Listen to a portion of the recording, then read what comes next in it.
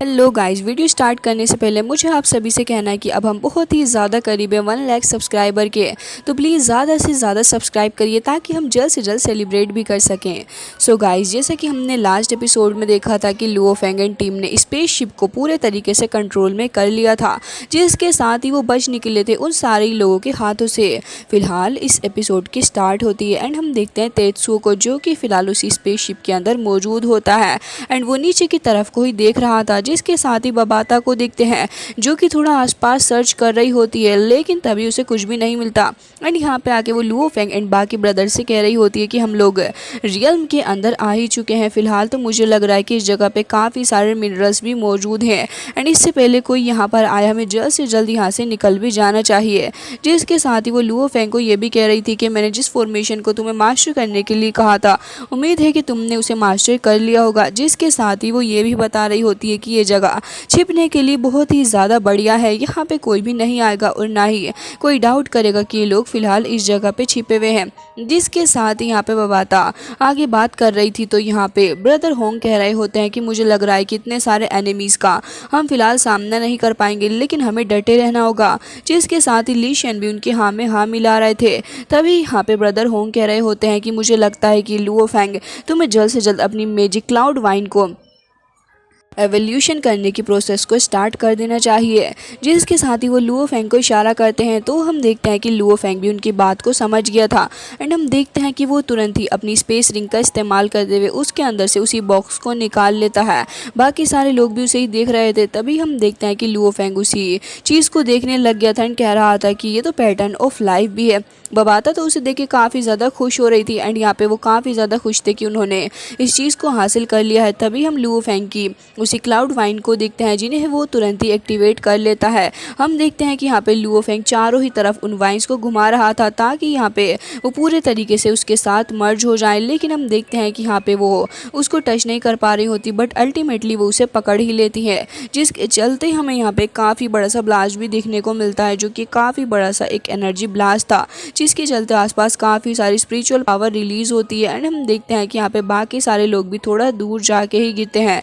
जिसके साथ ही Luo Feng की बॉडी को देखते हैं, जो कि पूरे तरीके से उन्हीं क्लाउड वाइन से पूरे तरीके से घिरी भी होती है। जिसके साथ ही लुओ फेंग को देखते हैं, जो कि उन्हें शायद अपने अंदर एब्जॉर्व करने की भी कोशिश कर रहा होता है। तभी हम देखते हैं कि यहाँ पे उस चीज़ के अंदर से काफ़ी सारी एनर्जी भी निकल रही थी।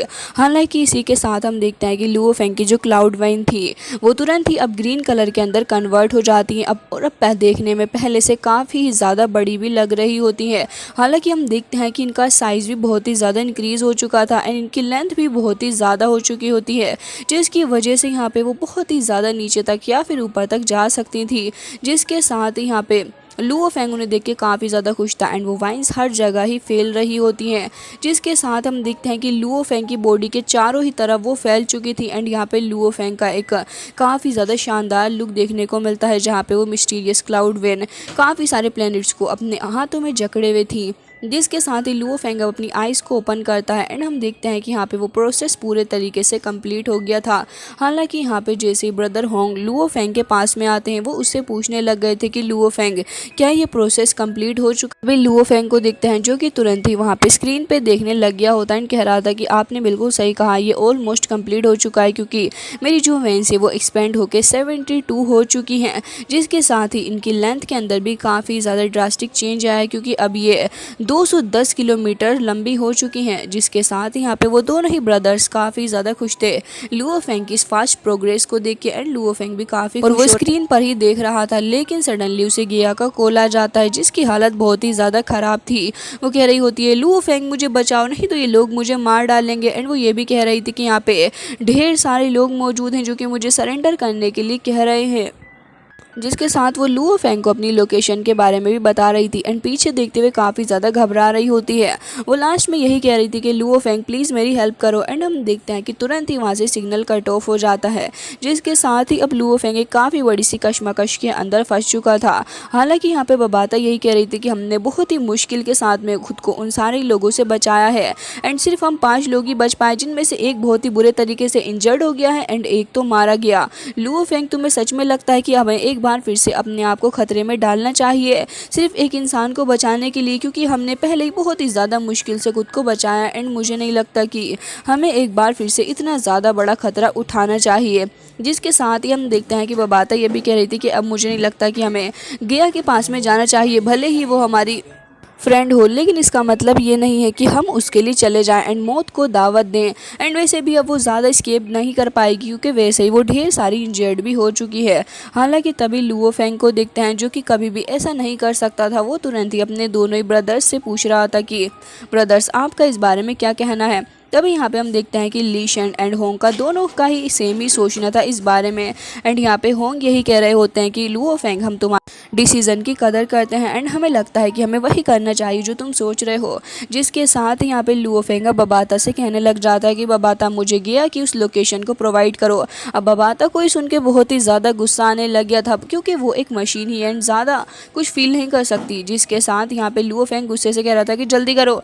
तभी हम देखते हैं कि दूसरी ओर का सीन हमें दिखाया जाता है, जहाँ पे ढेर सारा डिस्ट्रक्शन हमें देखने को मिलता है। हर तरफ ही तबाही मची हुई थी, जहाँ पे ढेर सारे लोग मरे पड़े होते हैं एंड किसी का कुछ ठिकाना ही नहीं था।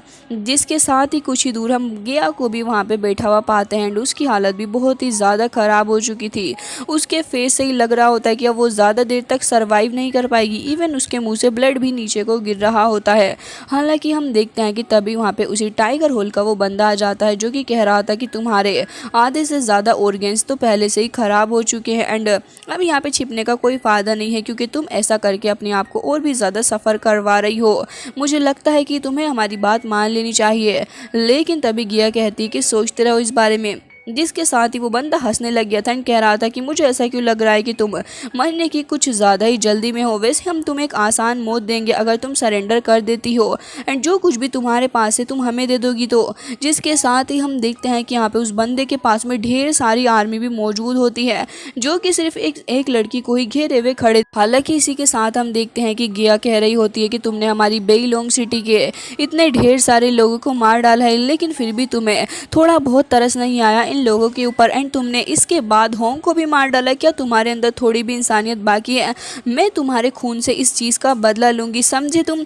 लेकिन तभी वो कह रहा था कि अच्छा वो बंदा, एंड फिर वो हंसने लग गया था एंड कह रहा था कि क्या तुम्हें याद नहीं है कि मैंने उसे कितने अच्छे से मारा था स्वीट हार्ट, शायद तुम भूल चुकी हो, तुम्हारी मेमोरी काफ़ी वीक है। जिसके साथ ही वो तुरंत ही गिया के पास में भी आ रहा होता है। गिया बहुत ही ज़्यादा उदास एंड टूटी हुई थी।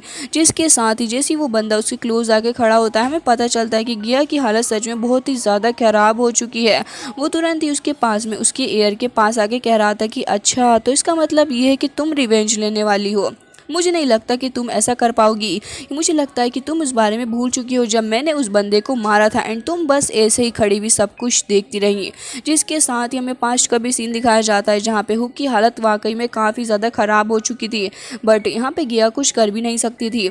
जिसके साथ ही यहाँ पे प्रेजेंट में गिया को काफ़ी ज़्यादा गुस्सा भी आ रहा होता है सारी ही बातों को वापस से याद करके। जिसके साथ ही वो बंदा कह रहा होता है कि बताओ मुझे, क्या तुमने सच में उस वक्त कुछ किया था?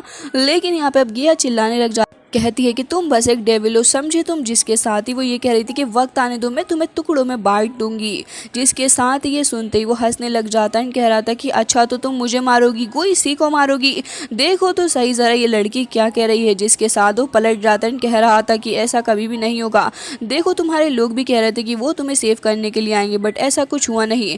जिसके साथ ही हम देखते हैं कि यहाँ पे अब फिलहाल गुइसी के सारे सोल्जर्स आगे बढ़ रहे होते हैं गिया को मारने के लिए। मतलब कि एक सिंगल लड़की को इतने सारे लोग मिलकर मारेंगे, क्या स्टूपिडिटी है।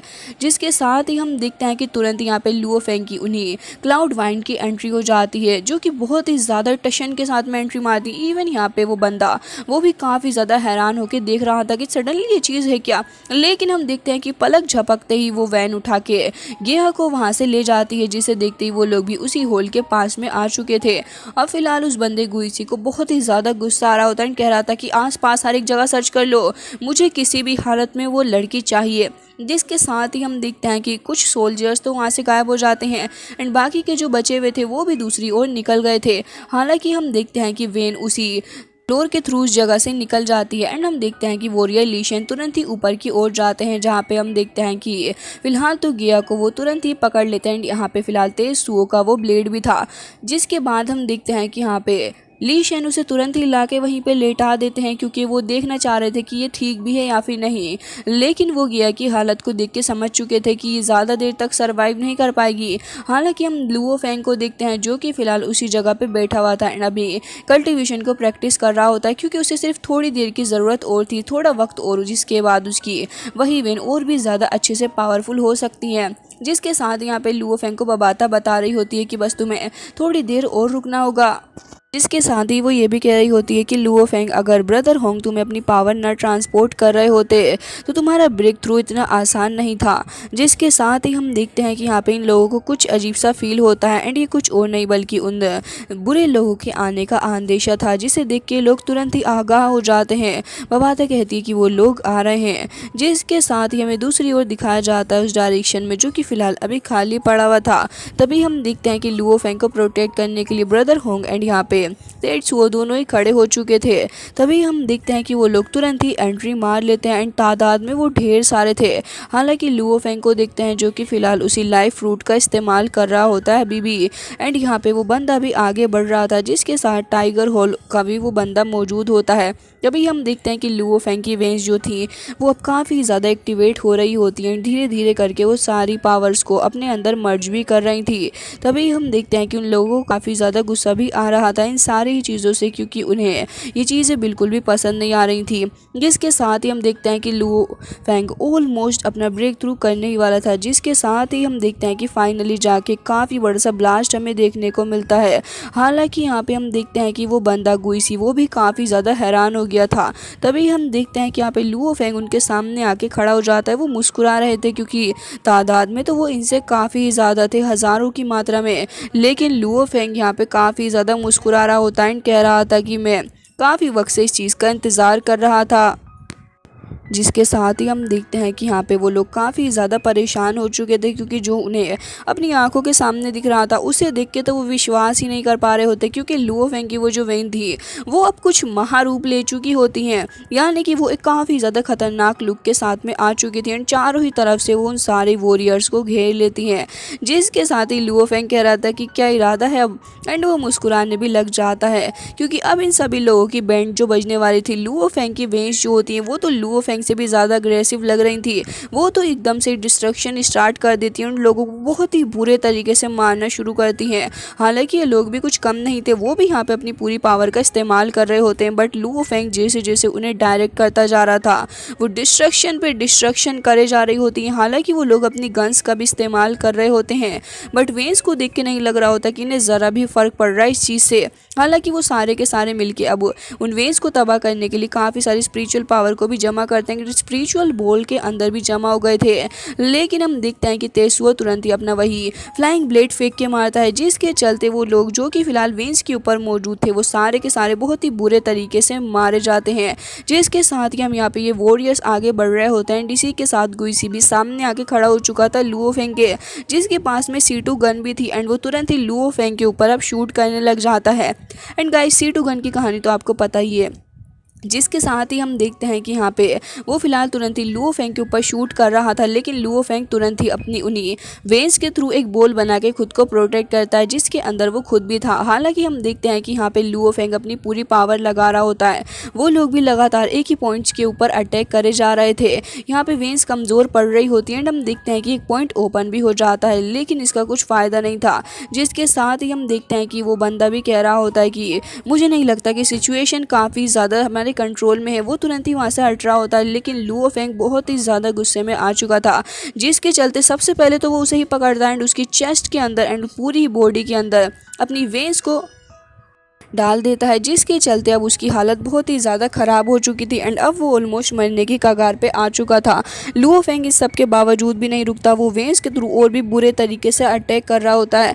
जिसके बाद हमें उसकी बॉडी का स्केलेटन दिखाया जाता है जो कि पूरे तरीके से ही टूट चुका था, लेकिन लुओ फेंग की वेंस तो उसे उठा के इधर से उधर पटक रही होती हैं, जिसके चलते यहाँ पे गुइसी भी काफ़ी ज़्यादा घबरा चुका था। एक वेन आके उसके ऊपर अटैक भी करती है, लेकिन वो खुद ही साइड में को चला जाता है। लेकिन उस सब के बावजूद चारों तरफ से अब वेंस उसके ऊपर अटैक करे जा रही थी। एंड फाइनली जाकर जब उसे ग्रैब करती हैं तो एक स्टोन के ऊपर बहुत ही बुरे तरीके से उसे बार बार पटक रही होती है, जिसके चलते उसकी हालत बहुत ही ज़्यादा ख़राब हो चुकी थी। अल्टीमेटली हम देखते हैं कि यहाँ पे वो बहुत बुरे तरीके से कुछ नोकीले से स्टोन के ऊपर जाके गिरता है, जिसकी वजह से यहाँ पे वो तो मर ही गया था। अब ये सब कुछ देख के गिया वहीं पे पड़ी हुई थी लेकिन मुस्कुरा रही होती है।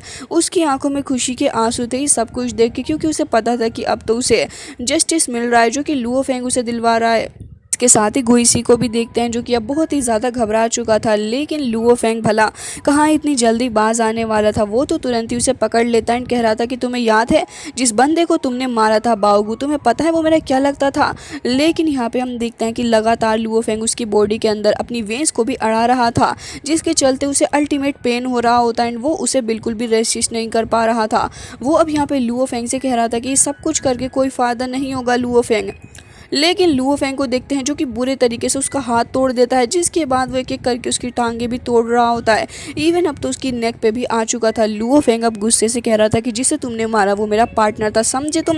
एंड उसके बाद हमें बाओगू की एक झलक भी दिखाई जाती है। हालांकि लुओ फेंग तुरंत ही उसकी सोर्ड को हाथ में ले लेता है। एंड उसके बाद हमें काफ़ी शानदार सीन देखने को मिलता है जहाँ पे लुओ फेंग आगे बढ़ रहा था, लेकिन वो एक तरीके से बाओगू की तरह ही अटैक करता है, जिसके चलते ये अटैक के बाद ऑलमोस्ट वो बंदा मारा ही जाता है, बल्कि वो मर ही गया था।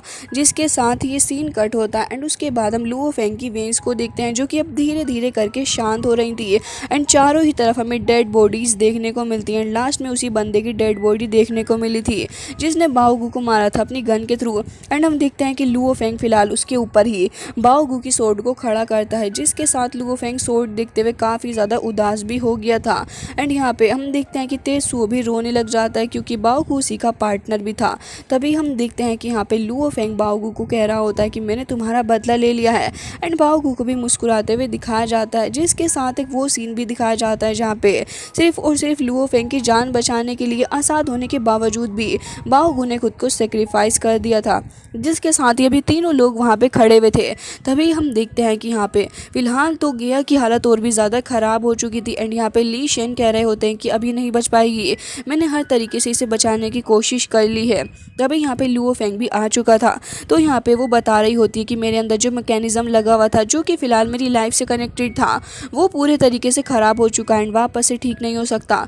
लुओ फेंग अभी भी कह रहा होता है कि तुम घबराओ मत, मैं कोई ना कोई तरीका निकाल लूँगा। लेकिन वो अब रोते हुए कह रही थी कि मुझे माफ़ कर, लेकिन मैंने उस जगह पे वो क्रिस्टल बॉल का कोड भी रिलीज़ कर दिया है, जिसके चलते तुम्हें थोड़ी परेशानी उठानी पड़ सकती है, क्योंकि वो मैंने सब कुछ जान के किया था। क्योंकि अगर वो कोड मैं रिलीज़ ना करती तो सारे के सारे लोग तुम्हारे पीछे ही आ जाते। एंड ये सब कुछ मैंने गलती से कर दिया।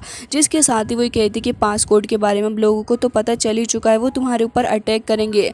ये सुनते ही लुओ फेंग एंड टीम हैरान हो चुके थे। गिया अभी भी रो रही होती है एंड कह रही थी कि मुझे माफ़ कर देना। हालांकि उसकी हालत काफ़ी ज़्यादा ख़राब थी। लुओ फेंग उसका हाथ पकड़ रहा था एंड कह रहा होता है कि तुम परेशान मत हो, जो कुछ हुआ है उसे भूल जाओ। तभी यहाँ पे गिया भी कह रही होती है कि हाँ, लेकिन यूनिवर्स के अंदर एंड जिस जगह को हम जानते हैं यहाँ पे सिर्फ और सिर्फ पावरफुल लोगों का ही राज चलता है। मुझे डर लग रहा है कि कहीं तुम लोग आगे जाओ एंड वो तुम्हारे ऊपर अटैक ना कर दें। जिसके साथ ही हम देखते हैं कि वो लुओ फेंग को तुरंत ही उसी बायलोंग सिटी में जाने के लिए भी कहती है एंड उसे एक बोतल टाइप चीज़ भी प्रोवाइड करती है। जिसके साथ ही वो कह रही थी कि प्लीज़ जल्द से जल्द चले जाओ यहाँ से, लुओ शी से बचना होगा तुम्हें। एंड यहाँ पे हम देखते हैं कि वो सारी बातें कहते हुए अपना दम तोड़ देती है। तभी यहाँ पे काफ़ी ज़्यादा इमोशनल सीन देखने को मिलता है, क्योंकि गिया के मरने के बाद सारे लोग और भी ज़्यादा टूट चुके थे। एंड लुओ फेंग वो तो अब चिल्लाने ही लग जाता है, जिसके साथ ये सीन कट हो गया था। एंड अब हम देखते हैं कि यहाँ पे दूसरी साइड का सीन दिखाया जाता है, जहाँ पे हम देखते हैं कि सोल्जर्स बहुत ही बुरे हालात में खड़े हुए थे। वो तो बहुत ही बुरे तरीके से डर रहे होते हैं। जैसे ही वो सोल्जर पलट के देखता है, हमें एक दूसरे सोल्जर की डेड बॉडी देखने को मिलती है, जिसकी हालत तो इतनी ज़्यादा ख़राब थी कि लुओ फेंग ने अपने दुश्मन की भी हालत नहीं की थी। इससे इन लोगों की क्रुएलिटी का पता चलता है। तभी नाइन्थ क्वीन को देखते हैं, जो कि फ़िलहाल उस जगह पर खड़ी थी एंड कह रही थी कि मुझे गुस्सा आ रहा है तुम सारे लोगों के ऊपर, जिसकी वजह वजह से वो सारे सोल्जर बहुत ही ज़्यादा डर गए थे एंड उनमें से एक से पूछती है कि लुओ फेंग की लोकेशन का पता लगाओ। तभी वो कह रहा था कि मैं डायरेक्ट तो नहीं बता सकता, लेकिन हाँ रफली मुझे अंदाज़ा कि वो साउथ वेस्ट की तरफ ही होगा। जिसके साथ ही नाइन्थ क्वीन को और भी ज़्यादा गुस्सा चढ़ रहा था उसके ऊपर। तभी हम देखते हैं कि यहाँ पर नोलानसन फैमिली का वो बंदा कह रहा होता है कि लुओ फेंग को जल्द से जल्द ढूंढना होगा क्योंकि पासवर्ड उसी के पास है। तभी यहाँ पे वो ये भी कह रहा था कि लुओ फेंग को मार ही देना चाहिए हाथ के हाथ ही। तो नाइन्थ क्वीन भी इस बात से एग्री करती है, जिसके साथ ये सीन कट हो जाता है एंड अब हम देखते हैं कि लुओ फेंग एंड टीम खड़े हुए। यहाँ पे लुओ फेंग को भी ये बात तो पता चल ही चुकी थी कि ये पासवर्ड वाली बात हर जगह ही फैला दी जा चुकी है एंड यहाँ पे फिलहाल तो लुओ फेंग को पकड़ने के लिए इनाम भी रखा गया, जिसके चलते अब ढेर सारे लोग लुओ फेंग के पीछे आएंगे। अब यहाँ पे लुओ फेंग समझ चुका था कि अब उसके लिए रास्ता और भी ज़्यादा खतरनाक होने वाला है। लुओ फेंग को पता था कि इसमें कितने सारे लोगों की जान गई है, जिसके साथ बाई लोंग सिटी के उसी जनरल को भी देखते हैं जो कि इन लोगों को आगाह कर रहा था एंड कह रहा होता है कि ये जर्नी बहुत ही ज़्यादा खतरनाक है एंड मुझे लग रहा है कि इसका एंड भी बहुत ही ज़्यादा करीब है और ये बहुत ही ज़्यादा डिफ़िकल्ट भी होने वाली है। तो अपना रास्ता बहुत ही ज़्यादा केयरफुल होके चुनना। जिसके साथ ही एपिसोड हो जाता है एंड आई रियली होप कि आपको आज का एपिसोड काफ़ी पसंद आया होगा एंड अगर अच्छा लगा है तो प्लीज़ जल्द से जल्द चैनल को सब्सक्राइब कर लीजिए। आप लोग चाहते हो कि हमारे 1 लाख सब्सक्राइबर कंप्लीट होने के बाद हम एक Q&A वीडियो करें तो वो भी कमेंट में बता देना।